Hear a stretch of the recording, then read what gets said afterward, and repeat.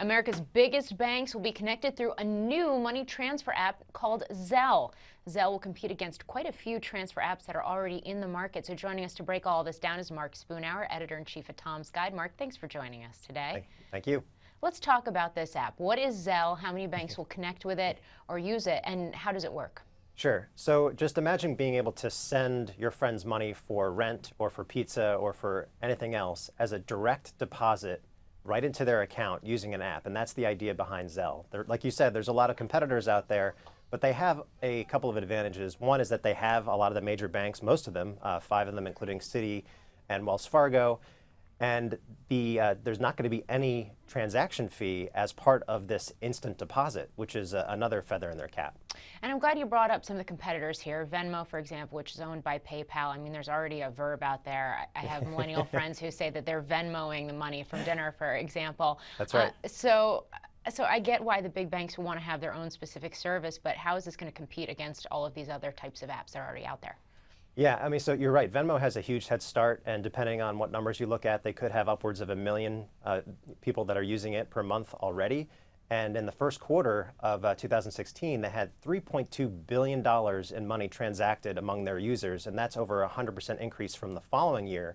What Zelle brings to the table is, unlike some competitors, there isn't that transfer fee for making an instant deposit into someone else's account. And it truly is instant. Sometimes with Venmo and others, it can take up to a couple of days. So that instant gratification, especially among millennials, is really important because you want to make sure that money is still there when you're making that transaction. And also, obviously, the support of the banks is really good for them. But I also think that millennials could look at them with a little bit of distrust because it is run by the big banks as opposed to a third party like PayPal. And in light of all of this, and especially this idea that it's a near instant clearing of the money, which to me would be key, do you think Zelle could actually beat some of these rivals?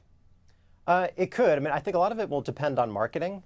But at the same time, you have Zelle, they're stepping up their game. And keep in mind, so Venmo has been out for a while, and they're adding other features to their app, like the ability to use your account when you're making payments online and through apps. Like they're working with Munchery right now for food delivery and Game Time for game tickets. So in a way, they're trying to become more like Apple Pay. And with Zelle not coming out until 2017, they're going to have to innovate behind the scenes to make sure that they're at parity with their rivals when they finally come to market. Well, that's a good point. Mark Spoonhour, thanks for joining us. Thank you for watching. I'm Morgan Brennan. Have a great day.